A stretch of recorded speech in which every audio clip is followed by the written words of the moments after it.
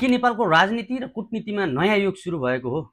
पुराना र परम्परागत पार्टीहरू किनारा लाग्दै गर्दा संसदको शक्तिशाली वैकल्पिक शक्ति राष्ट्रिय स्वतन्त्र पार्टीका सभापति रवि लामिछानेलाई छिमेकी देश भारतले नयाँ दिल्लीमा किन दियो यति धेरै महत्त्व? भारतीय जनता पार्टीको निमन्त्रणामा गएका रवि लामिछाने आज जेठ 22 गते आफ्नो 5 दिने ऐतिहासिक भ्रमण सकेर काठमाडौँ फर्किँदैछ। भारतीय प्रधानमन्त्री नरेन्द्र मोदीदेखि शीर्ष मन्त्रीहरूसँग हैदराबाद हाउसमा के कुरा भए? यसले देशलाई के फाइदा हुन्छ? आउनुहोस् आजको भिडियोमा 5 दिनको नालीबेली बुझौँ।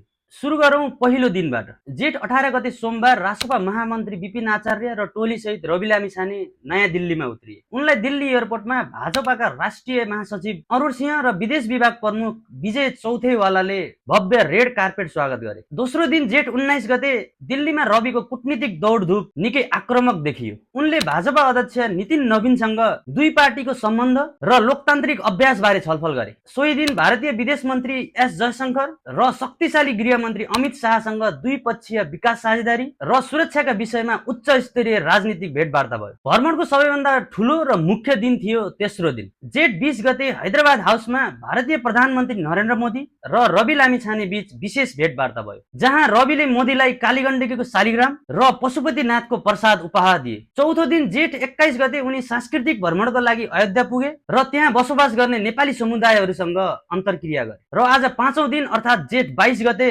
बिहान अयोध्याको राम मन्दिरमा विशेष पूजा अर्चन गरी उनी काठमाडौँ फर्किँदैछन्। आखिर यो भेटघाट र कुराकानीमा नेपालको हितको लागि के मुख्य विषयमा छलफल भयो? यहाँ तीनवटा कुरा सबैभन्दा महत्त्वपूर्ण छन्। एकमा विकास कूटनीति र चेकलिस्ट। रवि लामिछानेले नेपाल र भारत बीच वर्षौंदेखि अल्पत्र परेका आयोजनाहरूको एउटा निश्चित चेकलिस्ट र समयसीमा बनाएर काम गर्ने प्रस्ताव राखे, जसमा मोदीले पूर्ण समर्थन जनाएका छन्। दोस्रोमा मोदीको नेपाल भ्रमण। रवि लामिछानेको निमन्त्रणालाई स्वीकार गर्दै प्रधानमन्त्री मोदीले आफू छिट्टै नेपाल भ्रमण गर्न उत्सुक रहेको बताएका छन्। तेस्रोमा डिजिटल र आर्थिक सहकार्य। नेपालको समृद्धिका लागि डिजिटल कनेक्टिभिटी र द्विपक्षीय व्यापारलाई अझ सहज बनाउने प्रतिबद्धता भारतले जनाएको। अब प्रश्न उठ्छ, यो भ्रमणले देशलाई के फाइदा हुन्छ त? पहिलो फाइदा, भारतको सहयोगमा बन्दै गरेका तर ढिलासुस्ती भएका आयोजनाहरू समयमै सकिनेछन्। दोस्रो र सबैभन्दा रोचक कूटनीतिक संयोग के परेको छ भने रवि लामिछाने नेपाल फर्किने आजकै दिन नेपालका परराष्ट्र मन्त्री शिशिर खनाल भारत भ्रमणमा जाँदैछन्। यसको मतलब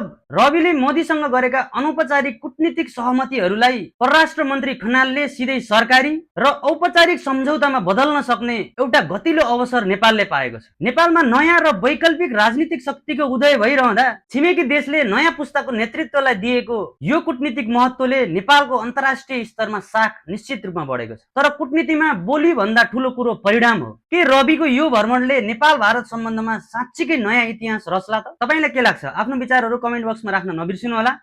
धन्यवाद।